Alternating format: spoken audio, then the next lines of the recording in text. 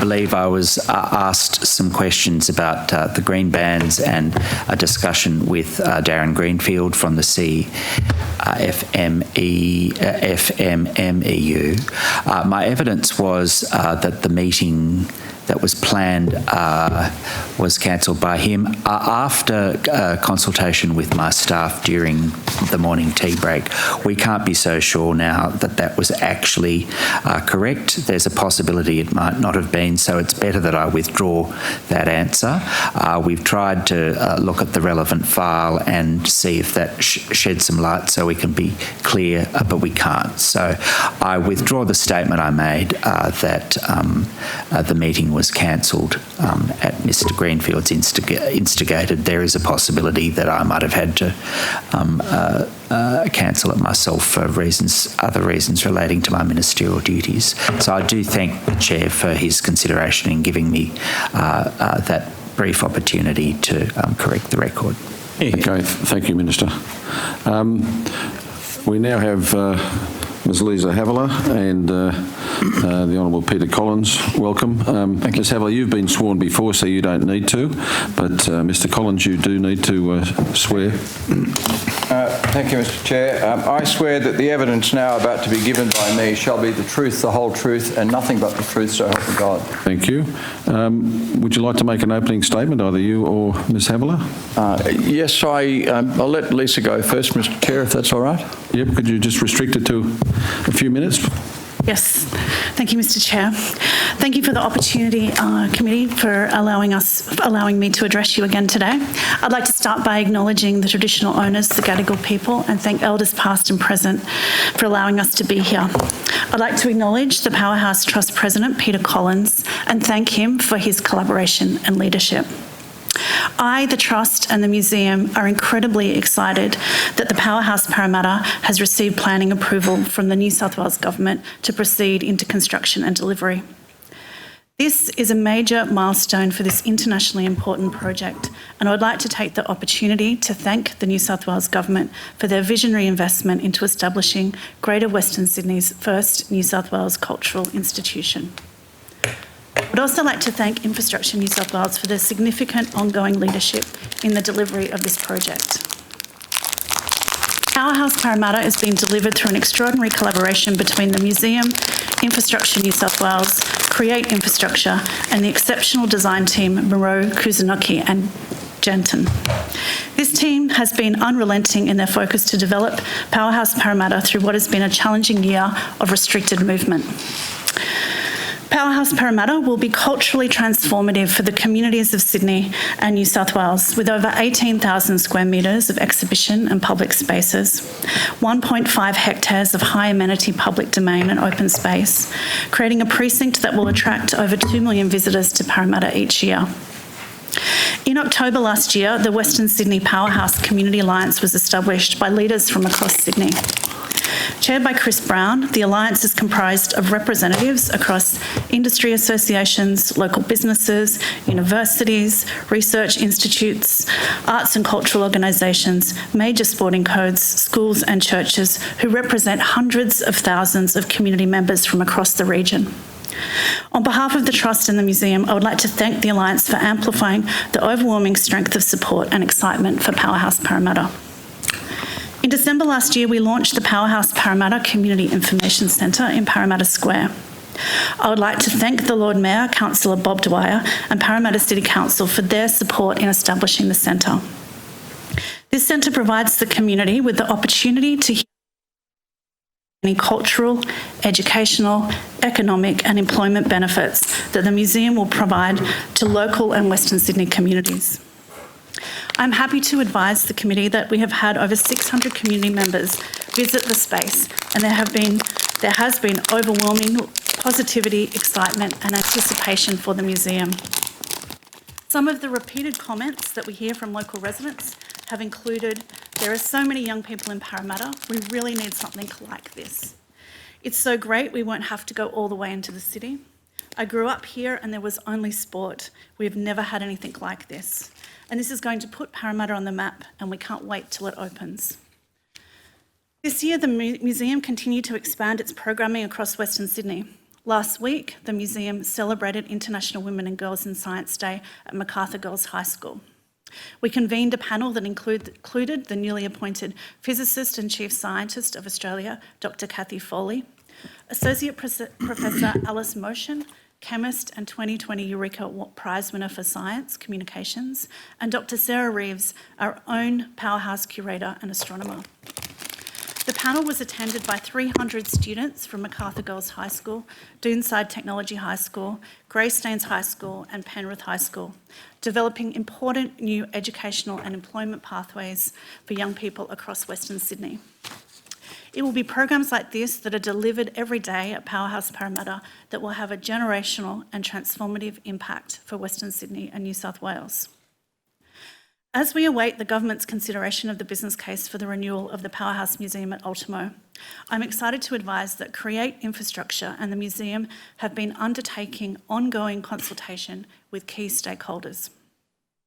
We are working with award-winning architect Lionel Glendenning to embed his 1988 design principles into the Conservation Management Plan at Ultimo. Alongside this, we have established a master planning dialogue that includes Lionel Glendenning, Richard Johnson, Peter Poulet, Andrew Andersons and Abby Galvin.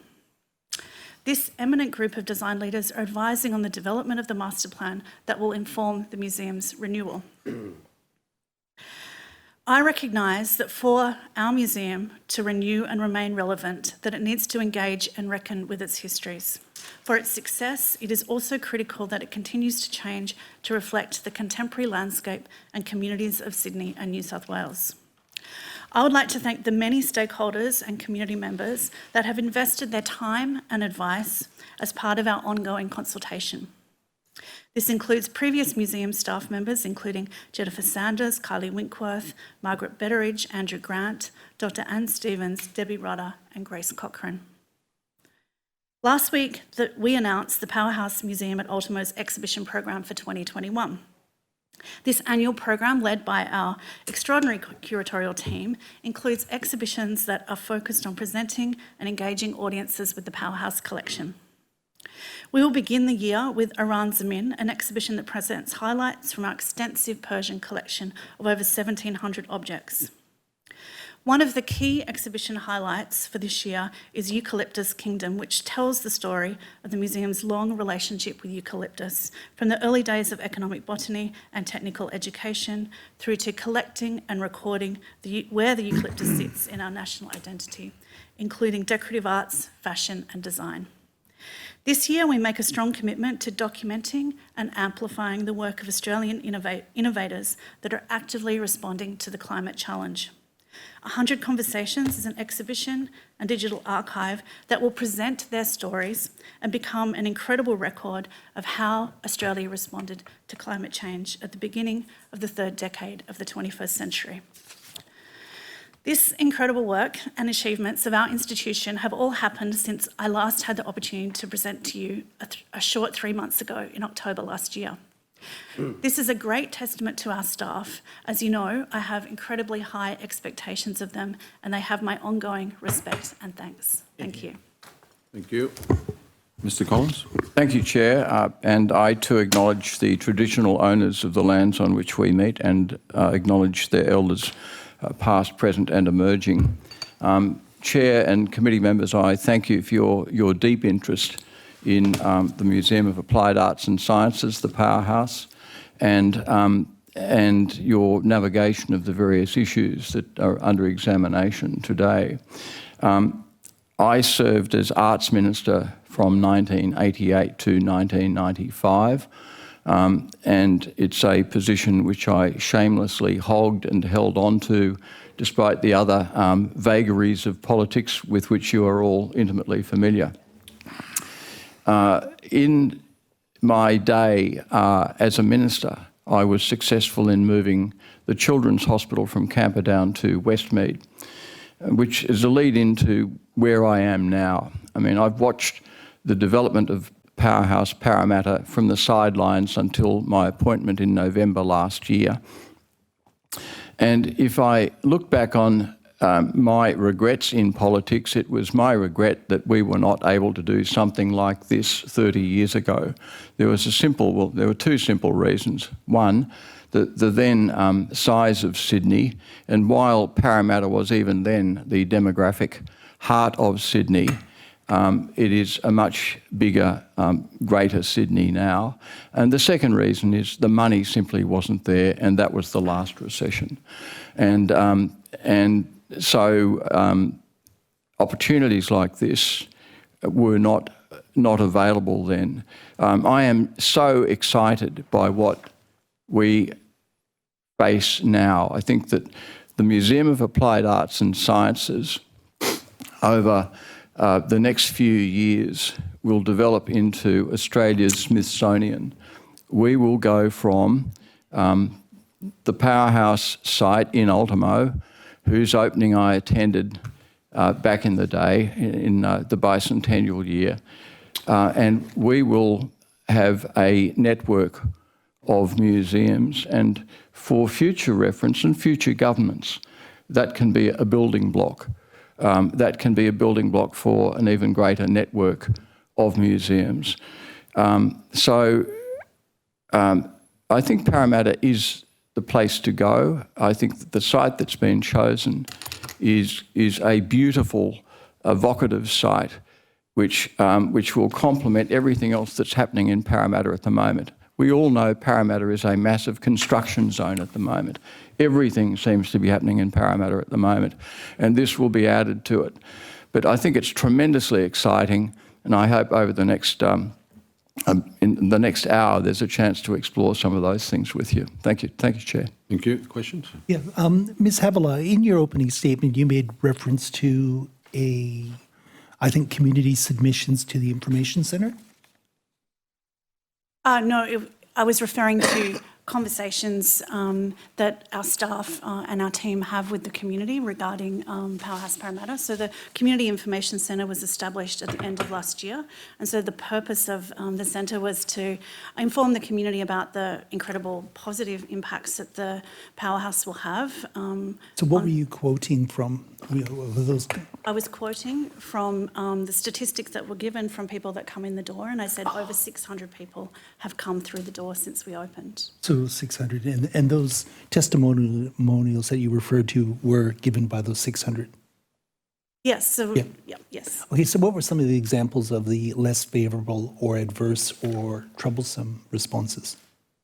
Well, I know that people have raised Willow Grove, and some of the feedback that I've got, and I've also done shifts in the Community Information Centre as well, so I've heard these things firsthand, is that people do come in and raise issues about Willow Grove, but once we explain how we've responded to that by relocating Willow Grove and making it available to the community, in my experience and what I've seen in the reports that I get, is that everyone is satisfied with that. So you think that you'll be able to overcome the community concerns about Willow Grove? Well, the response that I've had to date, yes. Mr. Collins, you're just starting newly into this venture. Do you accept that if your institution is a museum and it's meant to be celebrating the history of this country, that it takes a reputational hit when it starts with the destruction of a site like Willow Grove? Except that's a problem that you have to overcome?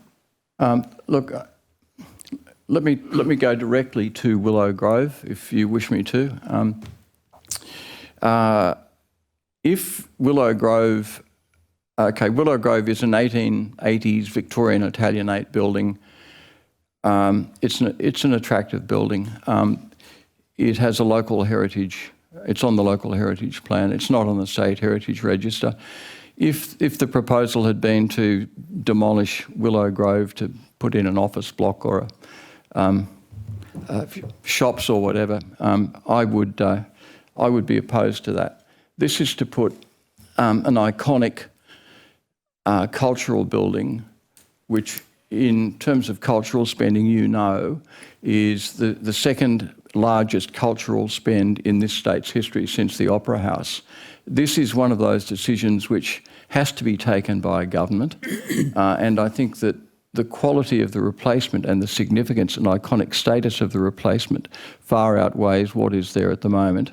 Willow Grove will be relocated. And if you will bear with me just for a moment, Mr. Shoebridge, it's interesting that Willow Grove will be relocated. It's not the only building to be relocated in Parramatta. I mean, one of my interests in the heritage of Parramatta has been Lancer Barracks, and I've always had an interest in things military, which I suspect you and other committee members know.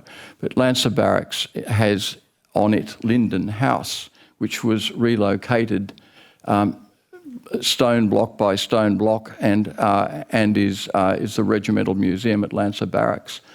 So I support the relocation of Willow Grove, and I think that it's a significant concession by the government to the local community. But Mr. Collins, that there's no identifiable heritage report that shows how it can be relocated. It's going to be it's going to be destroyed, and then some kind of replica of Willow Grove will be created. Do you accept that that's a poor heritage outcome? I'm sorry, the acoustics in here, and pardon, I don't want to duck anyone's question.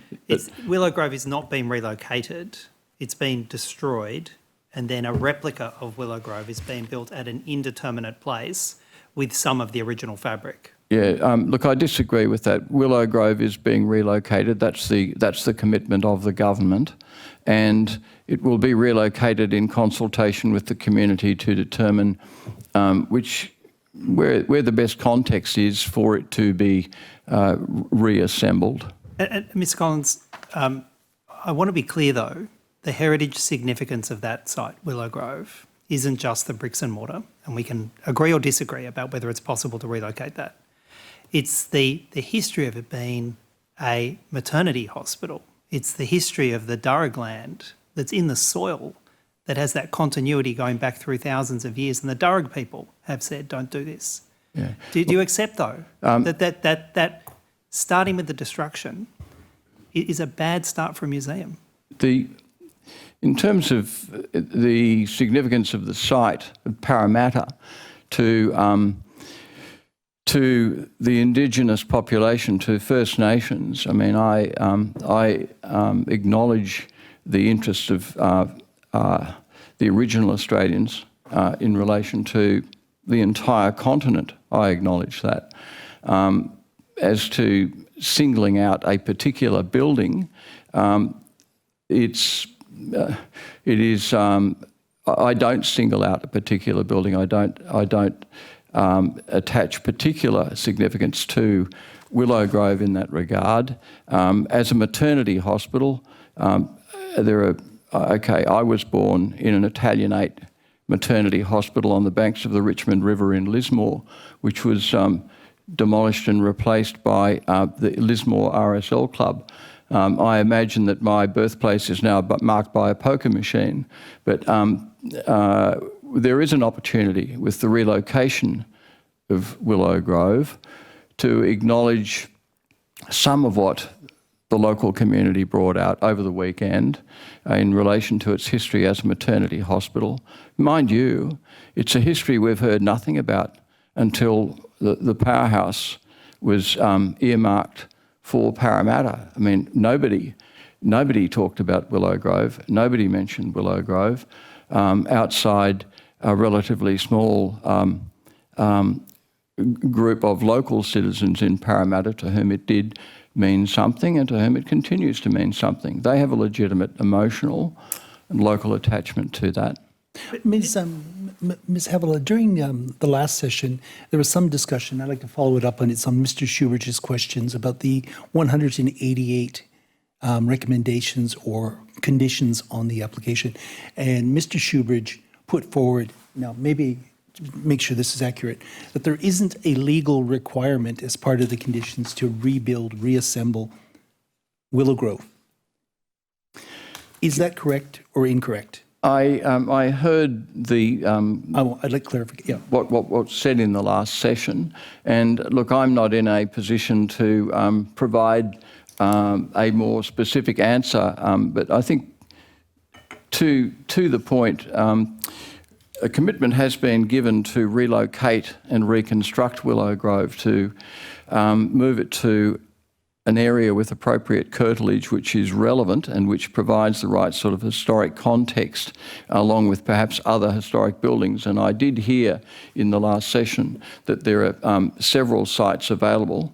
Some of them are owned by the traditional owners, some owned by Parramatta Council and some owned by the state government. So there are a lot of options. I would have thought the best thing to do is to consult with the community and determine the best of those, and also to consult with the community to determine what goes in Willow Grove when it's reconstructed. So Mr. Collins, so are you conceding or accepting that there isn't a legal requirement to reassemble or rebuild Willow Grove, but it will be based on good faith of the government carrying out its promise? Mr. Secord, I can't point you in the direction of a specific document. I can't hand up a document to this committee saying, look, there it is.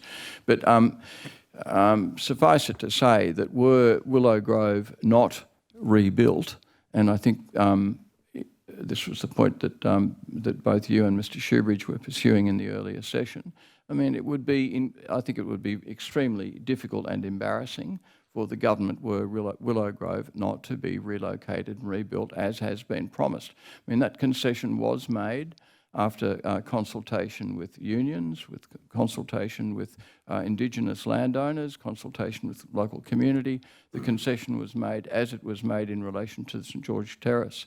So it is something that has to be delivered, and you know, it's our expectation and our intention to deliver it. But Ms. Havilah, Mr. I just had one here. Well, just further to that, I mean, Mr. Collins, you know, there's been a lot of talk about demolition, reconstruction. It goes off somewhere else, you know, something appropriate to the community. But no one has talked in any detail whatsoever about the concerns of the Darug people on that site. There's been nothing. I asked the question or a couple of questions on it earlier on, and all we got was, I will take that on notice.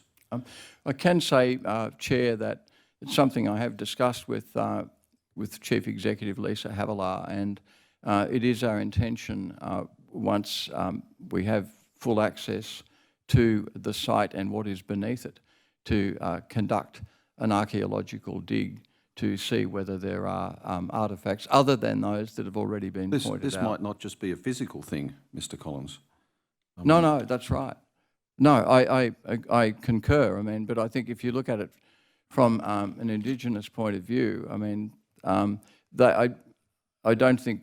I mean, the approach of the First Nations is that the entire country is. Yeah, but let's just confine it to the banks of the Parramatta River. Yeah. That's one of the very few sites that's left potentially that those people can maintain an ongoing, unbroken linkage. Ms. Havilah, have you actually spoken to the Darug people directly? Chair, yeah. just before Lisa answers, at the moment though, that very riverbank, Chair, is scarred by, I've got to say, a pretty miserable looking car park and a whole lot of annexes that have been tacked on out the back of Willow Grove. I mean, they bring no credit to the site whatsoever, and no one's mentioned a word about this until now. But that they were desecration when they were built, and what the Darug people are saying, stop, don't do this again. And they talk about the curtilage of Willow Grove and the deep, undisturbed soil that surrounds that beautiful curtilage of Willow Grove, and they say it's a healing place, it's a women's place, it's been respected by the maternity hospital, it's special to them, and those demands and cries have been ignored.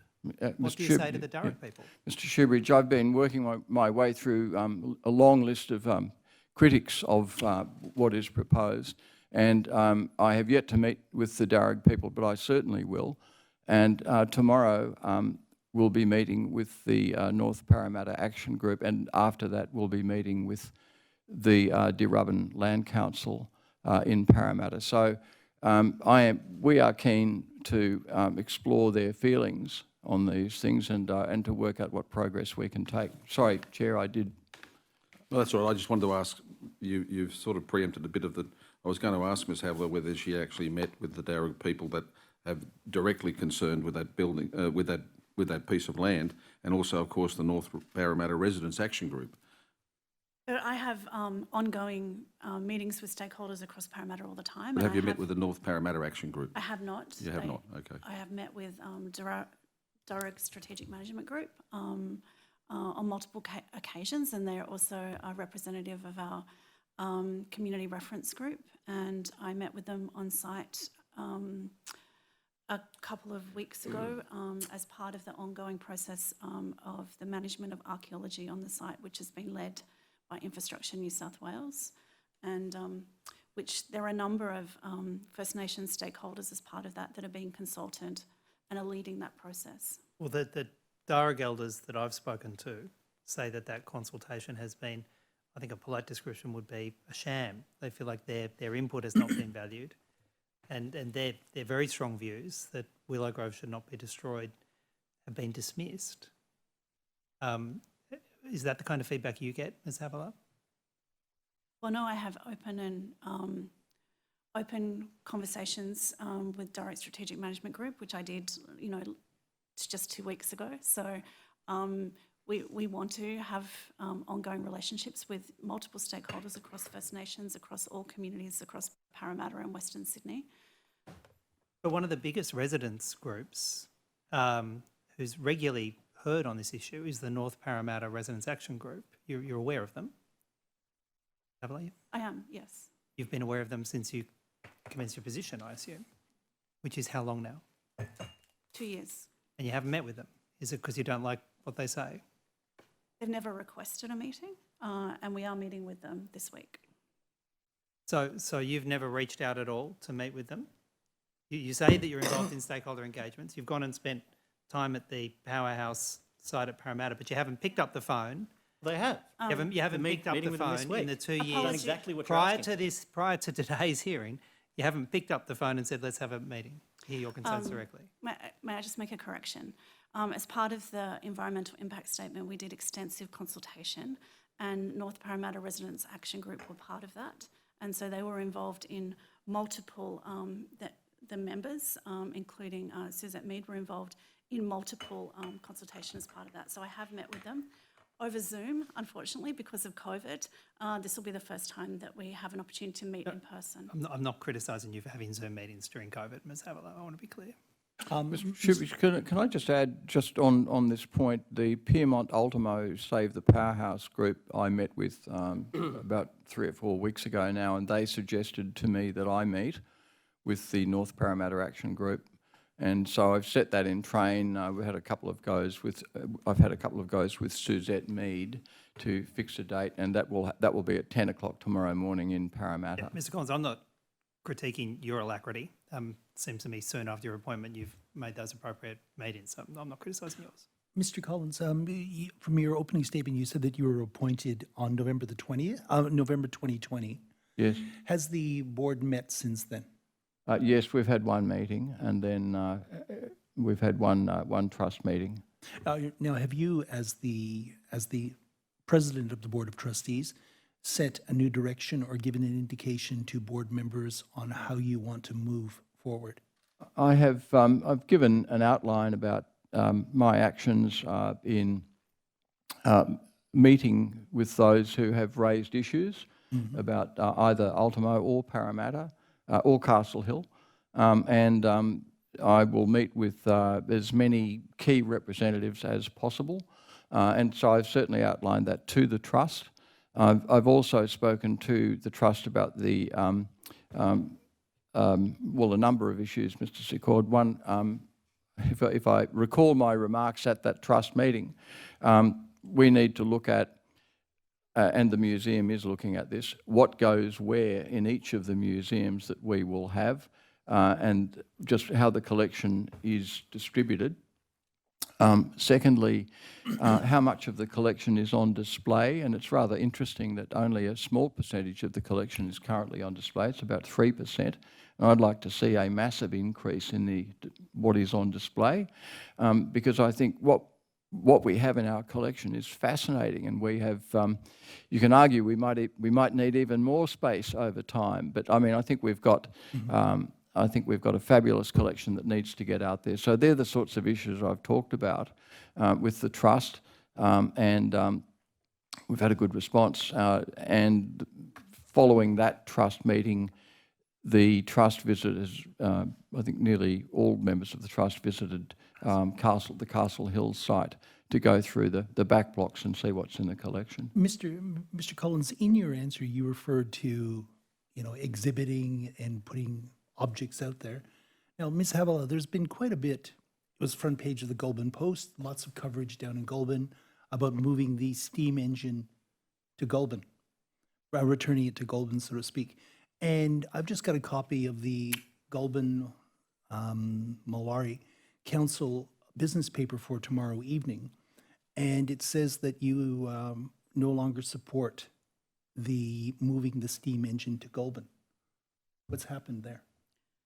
So the consideration of the loan of the Maudsley engine is an ongoing consideration. Well, and not according to the business paper. I'm not sure where that Yeah. advice has come from. I It's a believe pub- that it's there, but Well, I'll quote directly from it. It's the business paper for tomorrow's meeting. Yep. This proposal is no longer supported by the management at Powerhouse Museum and is unlikely to proceed in the short term. And that's the recommendation to the council involving this long-running debate about whether it's going to be returned to Goulburn. I'm not sure where they received that advice, but I'd like to take that on notice. Can I add to this? Kylie Winkworth, who I'm sure is well known to members of the committee, raised the potential loan of the engine to Goulburn with me, saying that in her view and the view of a number of people with significant collections knowledge, this was not something that, in her view, we should do. I said that I would raise that with Chief Executive, which I have about a week ago. And whereas we are open to and indeed keen to support regional museums, because once upon a time the Museum of Applied Arts and Sciences consisted of a lot of regional museums, including one that in Bathurst that I recall that particularly inspired me. But while we're keen to assist regional museums and to look at loans from time to time, this is something that we are going to consider carefully, because we need to look at what goes in the powerhouse at Ultimo when we know what our budget is, to refresh it and really get it up to speed again. And we want, and I think Chief Executive and I are of one view, that there should be a single standard of presentation, which should be world's best practice in both Parramatta and Ultimo, and for that matter, to a lesser extent, Castle Hill. Okay, one last thing, Rose, I'm sorry. I just want to close the loop on this here. So it's actually a recommendation from the General Manager. So will you be communicating with Goulburn Council and getting clarification on what your position is on the steam engine? Yes, I'll take that on notice and I will look into that. Thank you for raising No, that. no, that's okay. I mean, in a way, perhaps it might lead on to my questions, which is, does it concern you, either Ms. Havilah or Mr. Collins, that, once again, there seems to have sort of been a miscommunication between, your side and in this instance, Goulburn Council, but I think there's plenty of examples where they've listed on their business paper a clear direction from you, a clear understanding that you're not proceeding, and you don't seem to know where that's come from or why that's occurred. Does that concern you, that there's been that sort of miscommunication? Can I? Well, let me start and then Lisa might add. I was asked whether I'd set any sort of direction at my first trust meeting, and I mean, the trust has been refreshed. I've taken the chair of it from Barney Glover, for whom I have deep admiration. And we need to look very carefully at what we've got in our collection and where it goes appropriately. And with this particular engine, it's not a small item. It's not something that you can, just shunt around in some sort of travelling exhibition. It's one that looks for a fairly permanent home. And I think that while we'd been open to the idea of a loan and viewed it sympathetically earlier on, I think it's something we need to reassess, and we need to look at what goes back into the powerhouse. I mean, one thing I have said to the trust is we need to look at getting much more of our collection on display because it's fantastic, it's limitless, and it's exciting, and this is what we want to expose to the people of Western Sydney with Parramatta. Yeah, I mean, and there's no disagreement that, in fact, loaning it or moving it would be challenging. In fact, this committee has received evidence on that point some months ago, in fact, mid last year. And so I suppose, Mr. Collins, perhaps it might just be a reflection on, in terms of your new role, how much time are you having to spend sort of putting out these spot fires, for want of a better word, on this project? Because whether it's this, the loan to Goulburn, whether it's the North Parramatta Resident Action Group, the Ultimo Action Group, I mean, there are a lot of concerns. We have a long list of things we can ask questions about, and you've taken to your new role with vigour. But how much time are you spending putting out these spot fires on behalf of the government? Well, I won't say I'm spending all my time putting out spot fires, although that's part of it. But I am spending more time for the Museum of Applied Arts and Sciences than any of the dozen or so public authorities which I have chaired since leaving Parliament. This is remarkably time-consuming, and not surprisingly, because it's a very high-profile, exciting, and in excess of $1 billion budget already for this museum. This is potentially, you've got to look at this in opera house terms, and so the answer is I'm spending about 3 or 4 days a week at the moment doing things for the Museum of Applied Arts and Sciences, and of course you know what my pay rate is. One issue that has been raised previously What is it? is, again, going to communication. That's right, $0. We $2. thank you for your voluntary service on behalf of the people of New South Wales. One issue that has been raised previously, again on communication, was this is my characterisation. Of course, Ms Havilah and your predecessor were more diplomatic. The limited communication that was received, for example, on the decision to keep the Ultimo site. There was evidence that we received that the team at the Powerhouse received, I think it was a day's notice of the government's announcement to massively change course and keep the Ultimo site. Is that something that you've raised with the Minister in terms of your new role, wanting to improve that communication? Look, I think to put it as diplomatically as I can, the Powerhouse has been through a turbulent period with a lot of controversy. That's an understatement, Mr. Collins. So I see my job as trying to get everybody on the same page and to move this forward. My job is not to make the political decisions or the budget decisions anymore. That's of another era. My job is to implement this and to ensure that we have good governance at the museum, that we have a highly motivated workforce, and we do have that. And I think they need to understand there is a way forward now. There is a very clear direction. Things are not going to change. You're not going to read about it in the newspaper. We have a firm direction with a set of goals, and we're proceeding along those lines.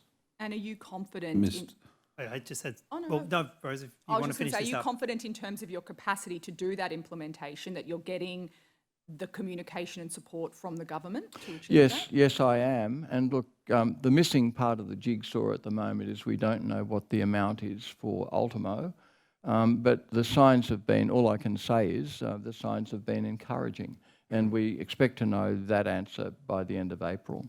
So I'd now like to just ask something about the money, if that's okay. When you say, and you're being quite frank with us, you don't know what the envelope is for Ultimo, does that mean you don't know how much money will be available to renovate the Ultimo site? We don't know our budget yet, Mr. Shoebridge, and we've made a detailed submission, and provided the government with various options. We're waiting to see which of those it is. And that's still going through the Expenditure Expenditure Review Review Committee black box process, and you'll get an answer at some point. We will get an answer, I would think, within a couple of months on current schedule.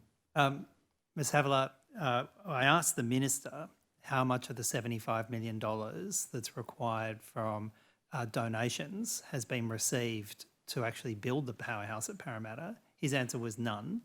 Is that right? None of the $75 million has been received? So we have appointed a campaign committee, and we have a strategy that we're working through, and we're working very closely with the Trust in the delivery of that strategy. And I feel confident, as does the Minister and the Trust, that we'll be successful in raising that $75 million. But my question was really kind of simple. It was whether or not you can confirm that not a dollar has yet been put into a bank account. I can confirm that. All right. And this project was announced, the $75 million plan was announced when in 2019? Can you remember? November.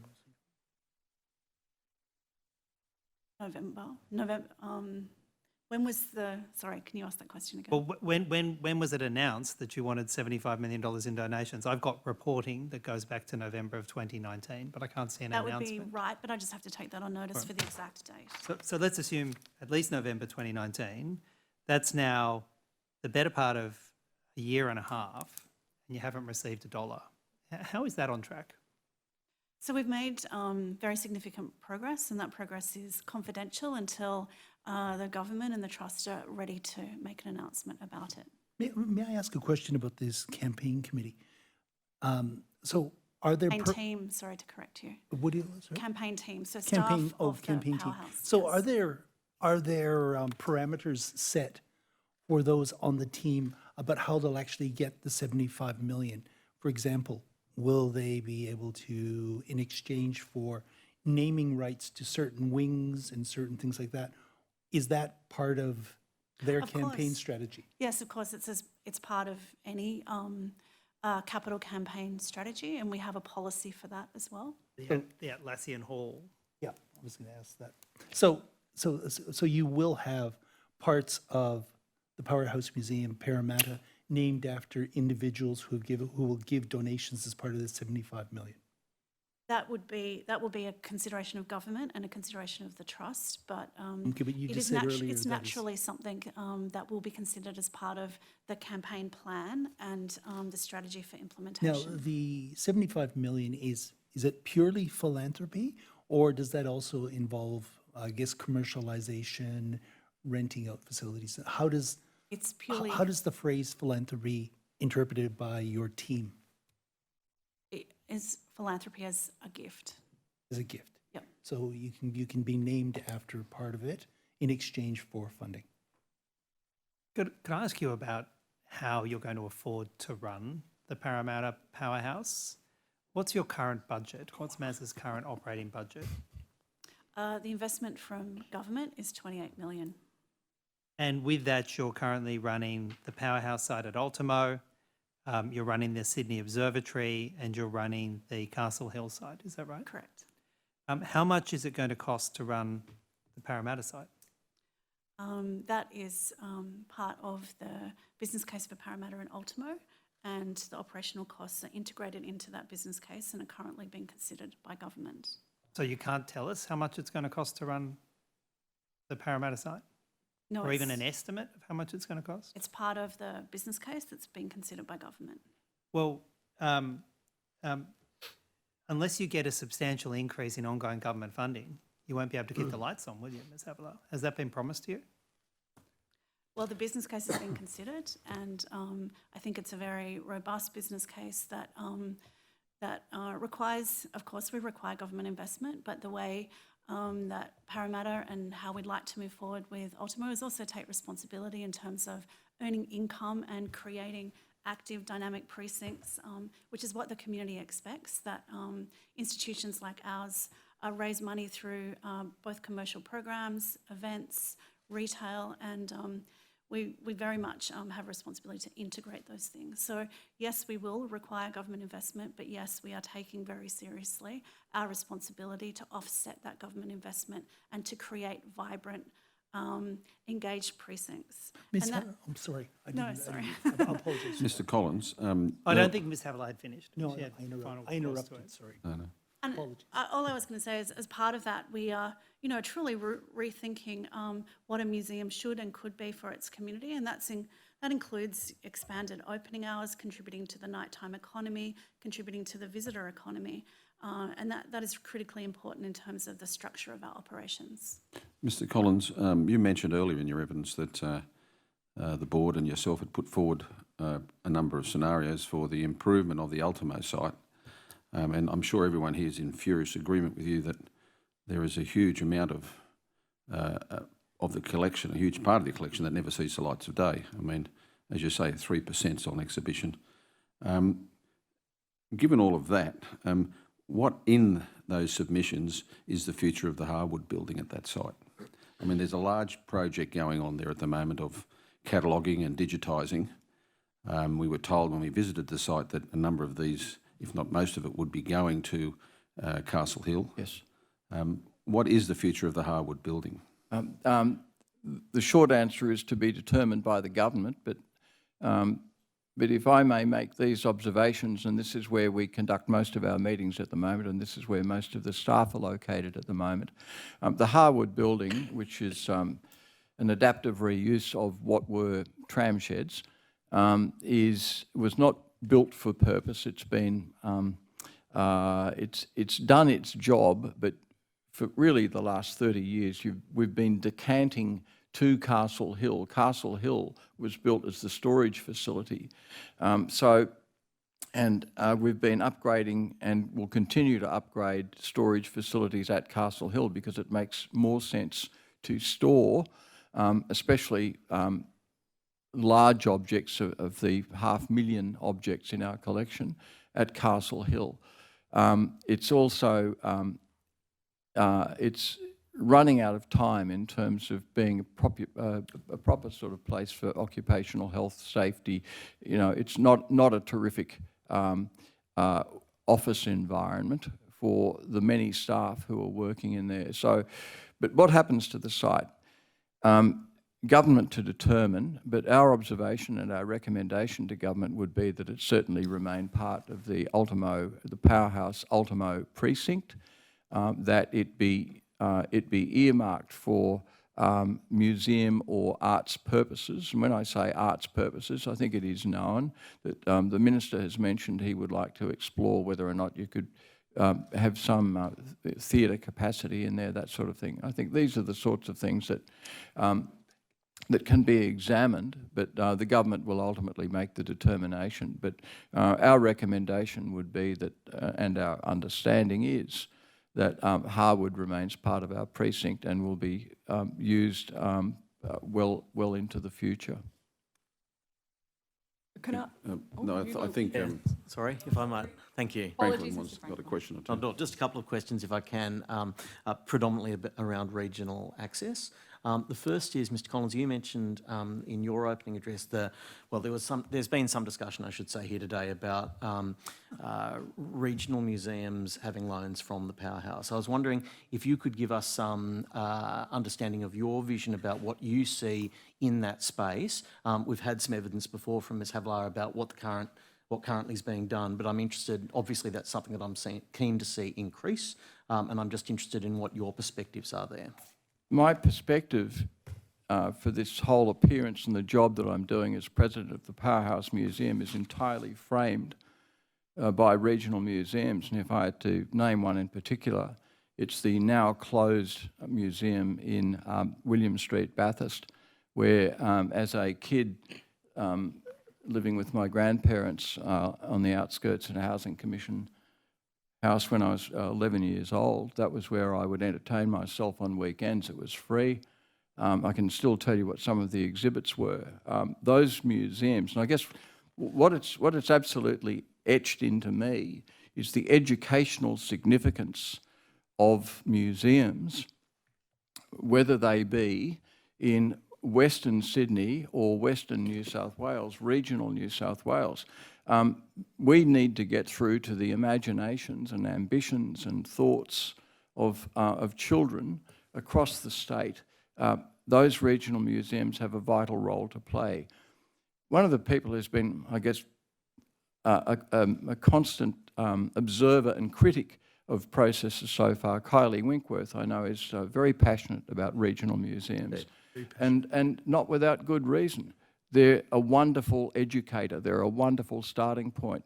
One of the things I would like to see us do, and the committee might bear this in mind for the future, is when we do have our museums up and running, when all of this is done and dusted, and Ultimo is working again, and Parramatta is built, when you see an exhibit in the museum, if there are regional museums or even private museums out there, collections around the state that people should be going to, then maybe you swipe your phone over, a device in our museums to say, look, go and see the Flying Doctor Museum at Broken Hill, by the way, to which we lent our de Havilland Drover aircraft. Go and see Gulgong, get out there. There are fabulous collections right around the state. So I'd like to see us as a reference point, not just a kind of solitary, standalone, we've got ours and the rest of you can worry about yourselves. We'd like to feed audiences to those museums as well because of the educational role they play. Can I respectfully suggest that if you haven't already, and I suspect you probably haven't, meet with Brett Adlington, the new CEO of Museums and Galleries New South Wales, because of the extraordinary role he had at Lismore, at the Lismore Gallery, in terms of that redevelopment project and his passion about regional areas too. So I just make that comment for what it's worth. Yes. The second question I just want to ask briefly, and I'm happy for a number of this to come back on notice as well, is what the vision is in terms of what the Minister was talking about in terms of the regional school students being able to come to visit the new Parramatta facility and how they can maximise that experience. Can you just give us a quick outline of how that's going to work with detail on notice, if you wish? Yep. So we are really excited to, one of the key parts of cultural infrastructure that is embedded into Powerhouse Parramatta is the Academy, which is a 60-bed dormitory that will provide the opportunity for up to 10,000 regional school kids a year to come and stay at the museum for up to a week to completely embed themselves into science, technology, engineering and maths museum experiences, but also broader education experiences. And we've started working with the New South Wales Department of Education, and we're undertaking a whole range of consultation to make sure that those programs are completely embedded within the syllabus, but that we can create very distinctive and special experiences, museum experiences for young regional people. Do you know if there's any equivalent program like that in the state or the country at the moment? No, I believe that this is a national precedent, and I think what it will demonstrate over the years through its implementation is that by giving young people direct access to seeing people that are in STEM jobs and STEM employment and engaging them directly with STEM education in different, unique ways, that we can actually create pathways for young people into different types of industries and into science and technology. I wanted to ask, Chair, just about some of the financial figures. So in 2018-19, the Department of Premier and Cabinet was required to contribute over $5 million as a funding adjustment. Can you talk us through how that shortfall occurred? So as a natural part of the financial operations of the museum, that reimbursement,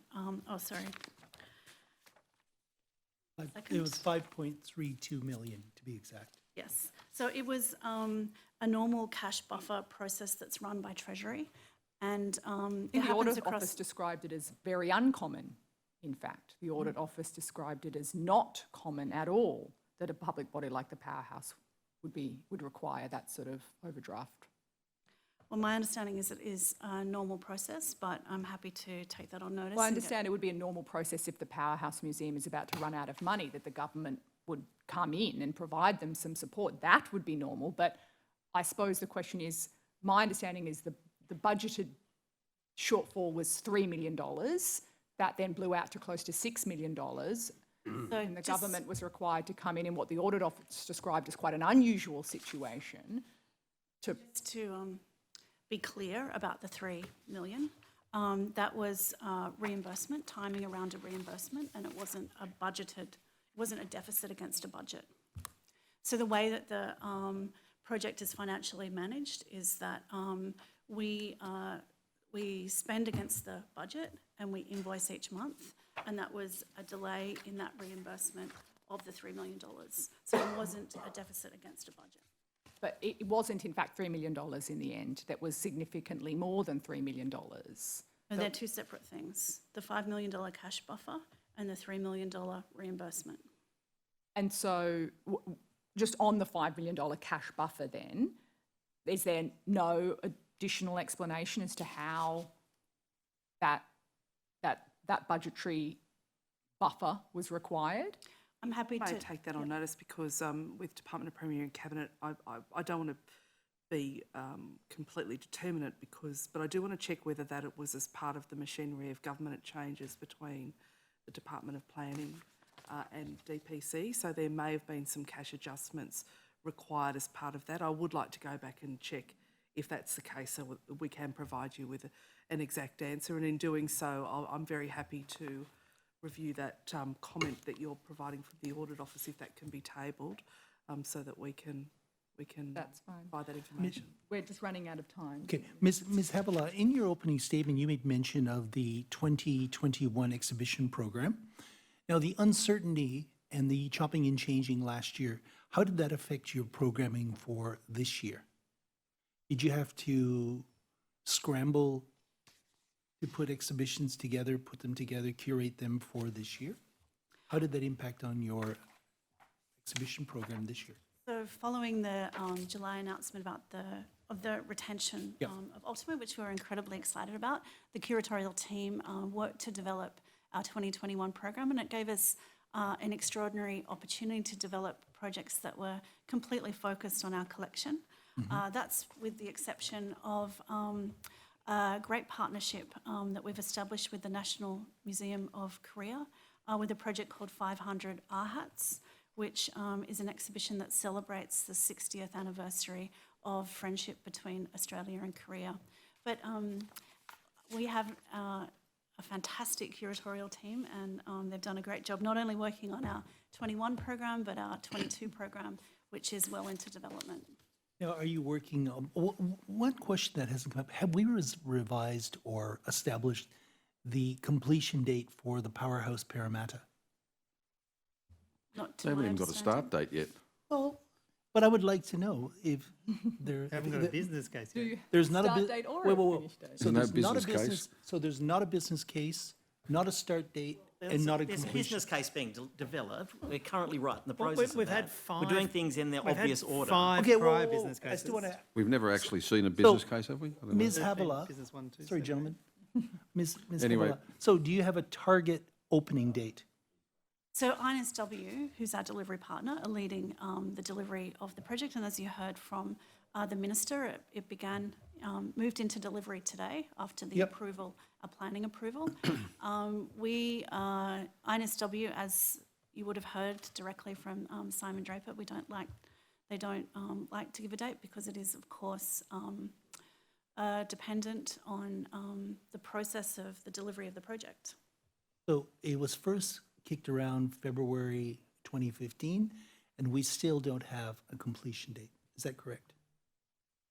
Well, we have a delivery timeframe, and we've Okay. started delivery today. And when does the delivery timeframe end? So I would refer you to our delivery partner, NSW. But if you would don't know, like- Ms. Havilah. You are the client, Ms. Havilah. You must know when you want to open the door. I think if I ordered a museum, I would want to know the delivery date. Chair, Collins, can you help us here? May I Can you make help this us here? offering? I know Mr. the Collins. committee does not like the term "take it on notice," but I think we, if we can, we would like to try to get back to you with some indication as to timelines. Mr. Collins, you and I have known each other for a long time. You are a thorough professional. I'm pretty sure, and I've even described you as one of the state's best arts ministers, which I'm probably going to regret, but yes, I've done that. So you must have, when you've taken on the role, say, what's the delivery date? What's the completion date we're working towards, Don? I have a pretty good idea. And Can you share it with us? And what I'm saying and offering, Chair, is if we can take that away with us and see if we can't come back to the committee with some indication as to approximate timelines. I mean, look, there are contracts yet to be signed and so on, but I think that we should be able to give you ballpark dates. Do you get the frustration though? You see, this is now 5-6 years since it started. We haven't got a business case. We haven't got an opening target date. We don't know where Willow Grove is going. Like 6 years into the process, these should be pretty easy questions to answer, shouldn't they, Mr. Collins? I'm not blaming you for the last 6 years, but you should be able to have these answers.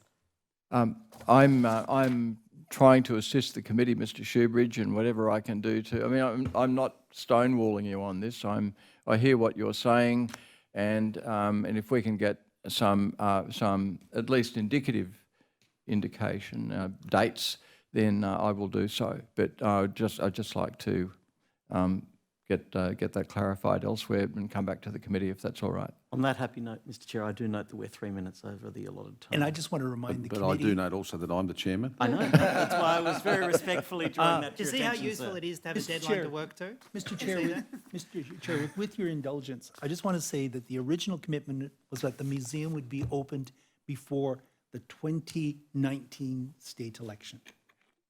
I don't know that that was Noted. the case. It was. Yes, it was. That was the original commitment. That was a few premiers ago. That was a few premiers ago.